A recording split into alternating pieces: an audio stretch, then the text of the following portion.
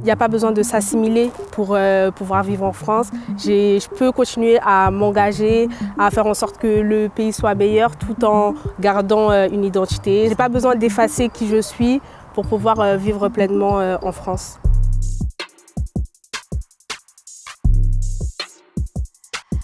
J'ai toujours eu le sentiment que je devais prouver que je devais être française, prouver que je pouvais l'être. À l'école, plus jeune, je me faisais toute petite, je voulais pas trop me faire remarquer parce que justement, je me sentais pas à ma place. Je me suis rendu compte que j'étais immigrée, surtout quand on devait partir en voyage scolaire et j'avais l'inquiétude de ne pas recevoir ma DCEM, c'est un document de circulation pour les étrangers mineurs.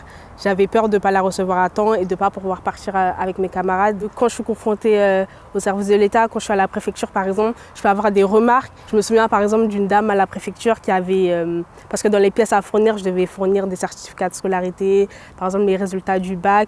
Et en voyant que j'avais eu mon bac mention très bien, que j'étais en double licence à la Sorbonne et tout, elle m'avait dit que ce serait plus facile pour moi, que c'est très bien de continuer dans cette voie.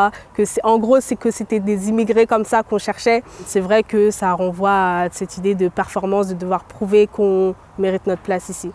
Donc Christiane, c'est le prénom que l'État connaît, le prénom que j'ai utilisé à l'école jusqu'à aujourd'hui. Et Arefa, c'est un prénom qui signifie paix dans la maison et qui me renvoie plus intimement à mon histoire familiale. Arefa, c'est le prénom que ma mère utilisait pour m'appeler à la maison, mais j'ai voulu le sortir de la sphère familiale parce qu'il me permettait de m'affirmer, d'embrasser mes deux identités.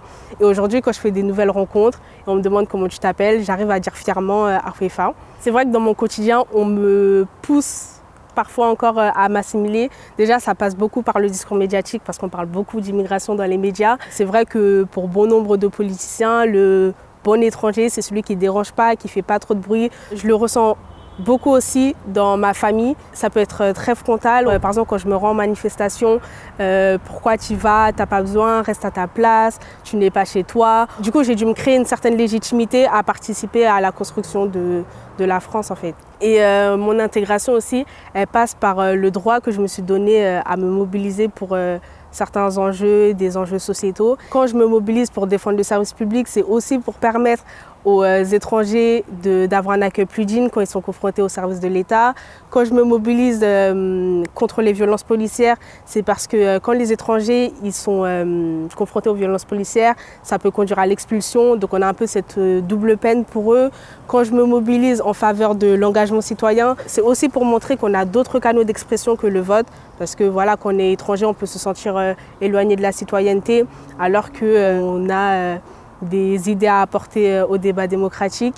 Aujourd'hui, je me sens bien intégrée en France. Je suis en licence, j'étudie l'histoire, j'étudie les sciences politiques, je connais les institutions, je connais l'histoire de France. Je le ressens aussi dans l'insertion professionnelle, faire mes premiers stages, mon premier emploi, mes engagements associatifs aussi, parce qu'ils visent à porter les valeurs de la France dans la vie de tous les jours.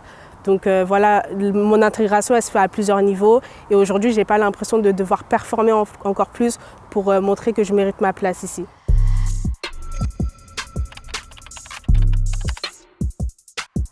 J'ai l'impression que tu l'as super bien fait.